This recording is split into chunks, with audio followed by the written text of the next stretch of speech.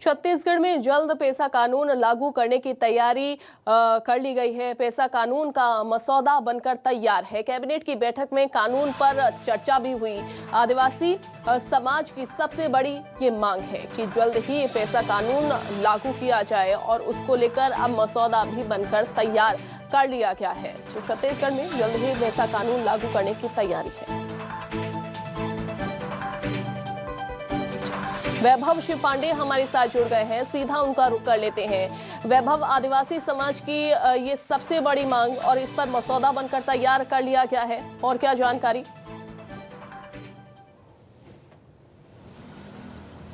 बिल्कुल, छत्तीसगढ़ सरकार ने सत्ता में आने से पहले ये वादा भी किया था आदिवासियों से कि पेसा कानून को जल्द से जल्द लागू किया जाएगा। चूँकि करीब करीब 4 साल का वक्त बीतने जा रहा है मुख्यमंत्री भूपेश बघेल का, तो ऐसे में इस कानून को अब जल्द से जल्द लागू करना सरकार के लिए बहुत ज़रूरी है, क्योंकि आदिवासी समाज की तरफ से ये मांग लंबे समय से उठती रही है और कई बार आदिवासी समाज की तरफ से इस मांग को लेकर के धरना आंदोलन और रैलियां भी हुई है। अभी हाल के दिनों में भी कई बड़े आंदोलन इसी कानून के मद्देनज़र भी हुआ है और सरगुजा से लेकर के बस्तर तक में इस कानून की मांग को लेकर के आंदोलन लगातार जारी भी है।